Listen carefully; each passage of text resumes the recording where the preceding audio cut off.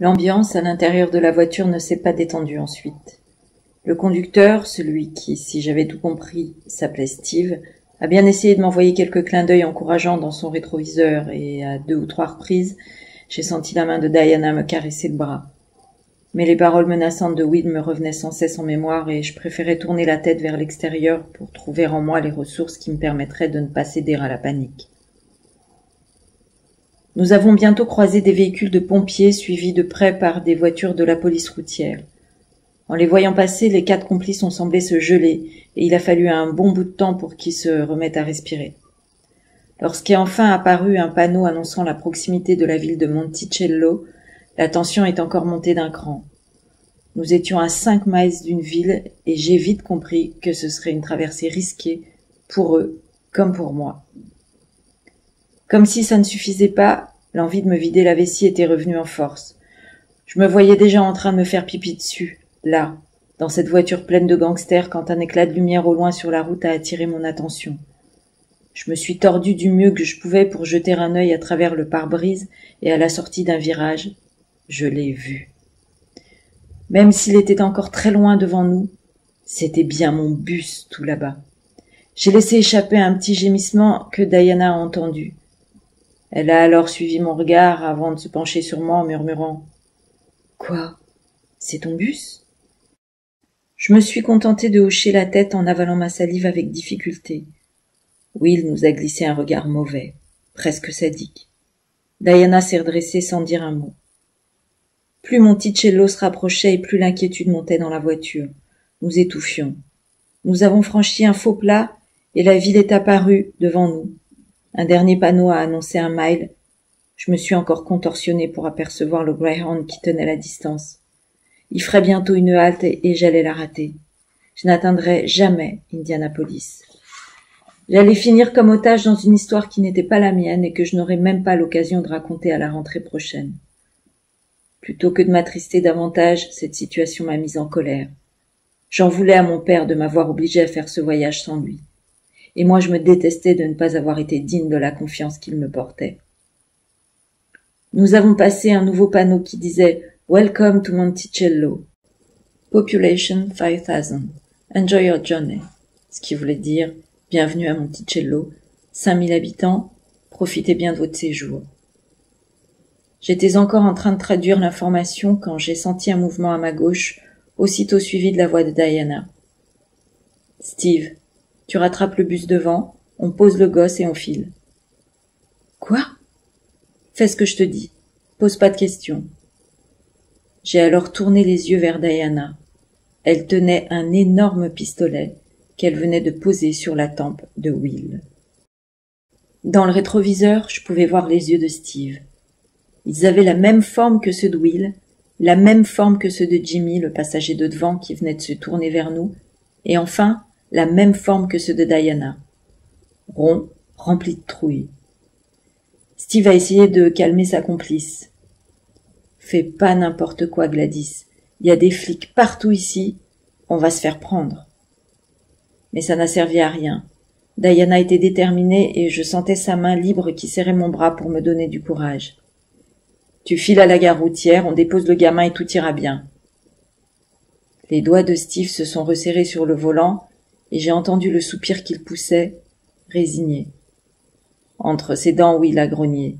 « Tu vas payer ça très cher, ma jolie. »« Tais-toi, Will. »« Je t'en supplie, tais-toi. » Steve a remonté la distance qui nous séparait du bus. Quelques minutes après avoir atteint l'avenue principale de Monticello, nous étions juste derrière lui. Je me suis surpris à respirer normalement pour la première fois depuis très longtemps. J'allais y arriver. J'allais revoir mon père et je serais en un seul morceau. Le Greyhound s'est arrêté à un croisement, sur la file centrale, et a mis son clignotant à gauche. Steve a suivi la manœuvre. Alors qu'il freinait juste derrière le bus, Will a grondé. « Et maintenant, tu fais quoi ?» Tous les regards ont alors convergé dans sa direction, puis dans celle qu'il désignait en tendant le doigt. Sur la file de droite, une voiture de police venait de s'arrêter. Chacun a tenté de se donner une attitude décontractée, mais c'était un peu compliqué. d'autant que les 2 agents observaient maintenant notre voiture. Le feu est passé au vert, le bus s'est remis en route et a tourné sur l'avenue perpendiculaire. Steve a déboîté derrière lui, laissant la voiture de police poursuivre sa route tout droit. Un soupir commun a couvert le silence. Nous venions de passer un panneau indiquant la direction de la gare routière quand Steve a brusquement freiné. Diana s'est écriée « Qu'est-ce que tu fais ?» Mais Steve a aussitôt passé la marche arrière et a immobilisé la voiture à l'entrée d'une petite rue. Au loin, j'ai vu mon bus tourner au coin d'une avenue et disparaître. « Regardez !» Steve montrait la rue devant laquelle il s'était arrêté. À une 50aine de mètres, il y avait le pick-up, garé entre 2 véhicules, son frigo toujours attaché debout sur la plateforme arrière. Je me suis tournée vers Diana. J'espérais qu'elle allait dire un truc du genre « Ok, maintenant qu'on sait où il est, on conduit Lilian à la gare et on revient. » Mais rien de tel ne s'est produit. Bien au contraire. Steve a fait pivoter son volant et on est entré dans la ruelle. À bonne allure, il est allé se stationner à quelques mètres en amont du pick-up et a coupé le contact. Diana a fini par baisser son arme et tous leurs yeux se sont tournés vers cette maudite camionnette qu'ils avaient enfin retrouvée. Will a alors voulu bondir sur le pistolet de Diana, mais le hurlement d'une sirène a éclaté derrière nous. Tout s'est passé comme au ralenti. On s'est retourné vers la vitre arrière dans un même mouvement pour découvrir une demi-douzaine de véhicules de police qui bloquaient maintenant la rue dans laquelle Steve venait d'entrer. On aurait dit qu'il nous attendait. C'était un piège. Je pourrais pas expliquer ce qui s'est passé dans ma tête à ce moment-là. Les mots de Will me sont juste revenus comme un coup de fouet. Tu sais ce que c'est, Lilian, un otage? Le temps que tout le monde réagisse autour de moi, j'avais déjà la main sur la poignée de la portière et je poussais de tout mon poids. J'ai atterri sur la chaussée après avoir trébuché. J'ai roulé sur moi-même, je me suis redressée et j'ai couru, sans le moindre regard pour ce qui m'entourait. J'ai filé, ventre à terre, aveugle à tout. S'il y avait eu un obstacle devant moi, je l'aurais percuté sans même m'en rendre compte. Mais il n'y a pas eu d'obstacle. Je me suis faufilée, je suis montée sur quelque chose que j'ai pas vraiment distingué.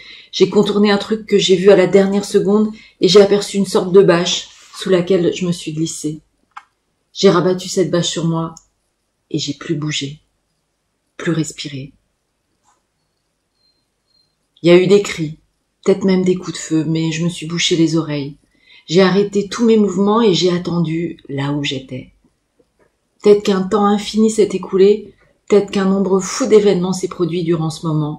Je sais pas, j'étais pas là. C'était comme si la trouille m'avait muré en moi-même et me tenait éloignée de tout, de mon père, d'Indianapolis et de ce voyage impossible. Mon esprit ne voulait pas être là et il m'avait fui. C'est le mouvement qui m'a finalement fait réagir. Un mouvement sec qui m'a fait rebondir violemment. J'ai ressenti une douleur à l'épaule et j'ai ouvert les yeux. Je n'ai vu que du vert. J'ai ouvert mes oreilles et j'ai entendu ce son qui semblait ne plus vouloir me quitter depuis Chicago. Celui d'un moteur. Encore.